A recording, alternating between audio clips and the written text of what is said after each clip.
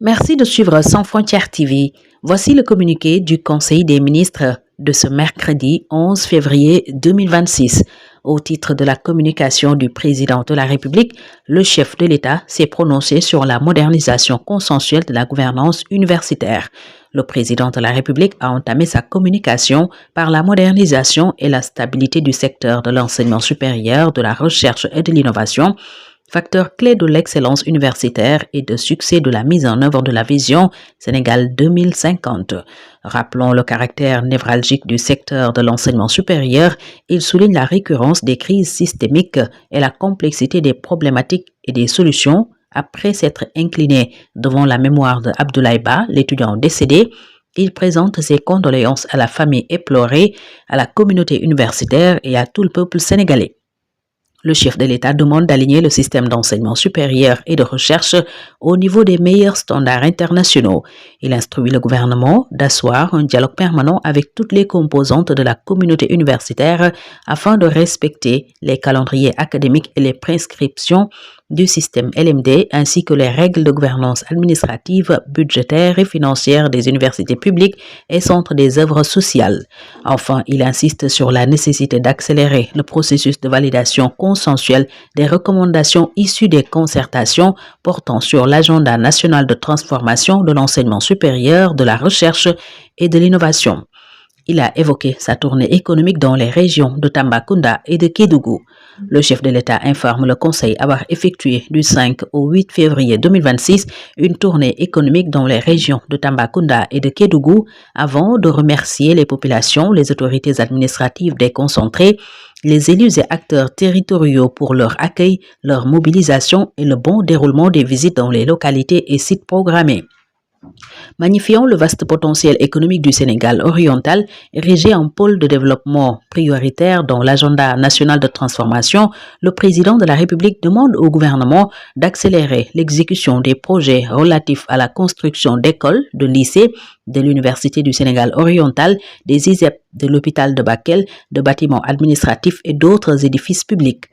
Il indique l'importance de l'accélération de l'électrification des villages et de l'accès à l'eau potable des populations, du renforcement de la couverture sécuritaire ainsi que du désenclavement routier, aérien et numérique de la zone est du pays, notamment la région de Kédougou. À cet effet, il demande au Premier ministre de veiller à la relance des chemins de fer sur l'axe Dakar-Kidira et à l'aménagement fonctionnel du port sec à Tambacounda. Dans le même sillage, il insiste sur l'encadrement du développement urbain, le soutien au secteur privé local, la maîtrise stratégique et la surveillance systématique de l'exploitation minière aurifère en particulier, ainsi que la valorisation du parc national Nyokolokoba dans le cadre de la relance de la destination touristique Sénégal. Enfin, le président de la République demande au Premier ministre de travailler avec tous les acteurs sur l'élaboration et la mise en œuvre d'un programme spécial d'investissement dénommé Plan Diomaye pour le Sénégal oriental afin de résorber le déficit infrastructurel et assurer une présence plus marquée de l'État dans la zone est du pays. Le président de la République a fait aussi observer que le mois de Ramadan et le carême constituent des moments forts de ferveur religieuse, de communion et de solidarité, évoquant les préparatifs du mois de Ramadan et du carême.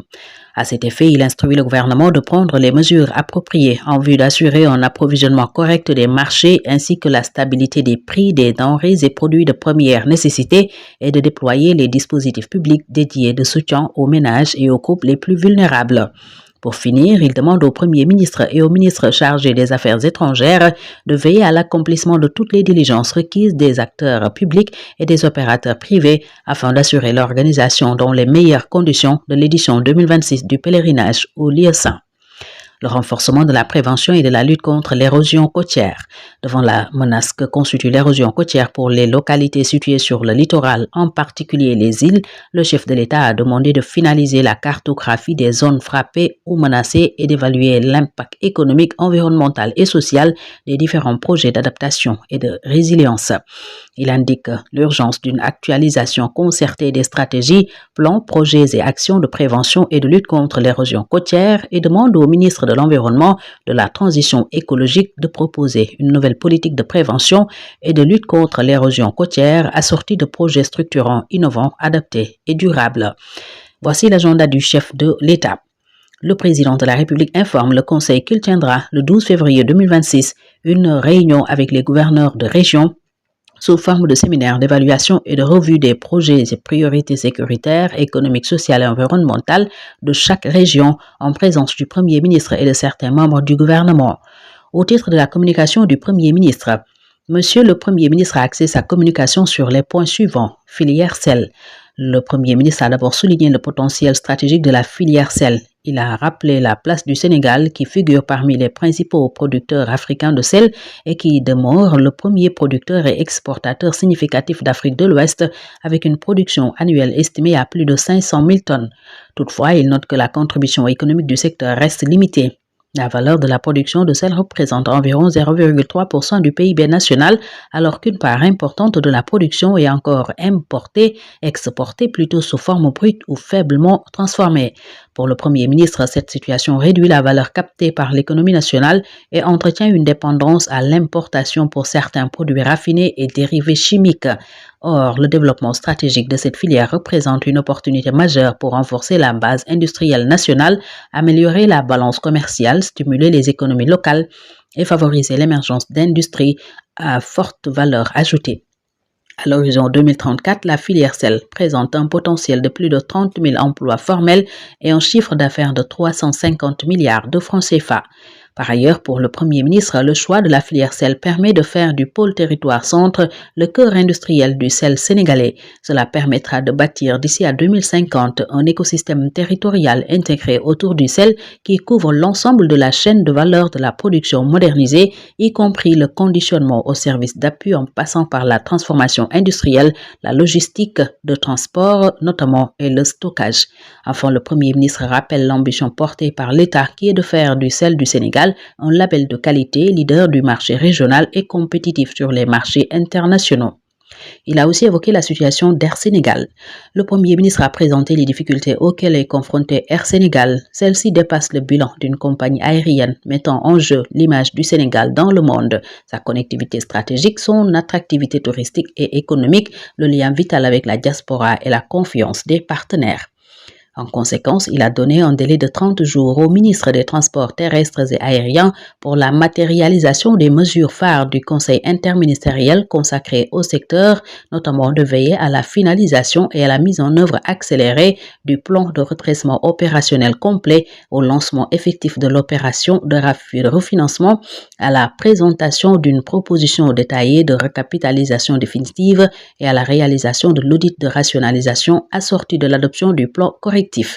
Le Premier ministre demande également au ministre des Finances de travailler à la mobilisation urgente des ressources nécessaires à Air Sénégal pour l'appurement par un redéploiement budgétaire exceptionnel et justifié des engagements exigibles et incontournables envers des fournisseurs essentiels à son fonctionnement afin de garantir la continuité du service public aérien. La situation des universités a été également évoquée. Évoquant justement la situation dans les universités, particulièrement celle de Dakar, le Premier ministre a d'abord exprimé sa profonde tristesse à la suite de la mort tragique de l'étudiant Abdoulaye Ba et présenté ses condoléances à sa famille, à la communauté universitaire et au peuple tout entier. Il a déploré l'usage de la violence et invite le ministre de la Justice à veiller aux suites judiciaires y afférentes en établissant toutes les responsabilités en général et les circonstances de ce décès en particulier. Le Premier ministre a noté la nécessité de poursuivre les réformes engagées des universités et a encouragé le ministre de l'Enseignement supérieur, de la Recherche et de l'Innovation dans ce sens. Il a également demandé au ministre de l'Intérieur et de la Sécurité publique de continuer à veiller à la sécurisation et à la pacification complète des espaces universitaires. Le Premier ministre a clos sa communication en annonçant qu'il se rendra à Addis Abeba les 14 et 15 février 2026 pour y représenter le président de la République à la 39e session ordinaire de la conférence des chefs d'État et de gouvernement de l'Union africaine. Au titre des communications des ministres, le ministre des Pêches et de l'économie maritime a fait une communication sur la stratégie nationale portuaire du Sénégal. Le ministre de la Fonction publique, du Travail et de la Réforme du service public a fait une communication sur la situation du climat social national et l'état d'avancement du traitement des cahiers de doléances syndicales.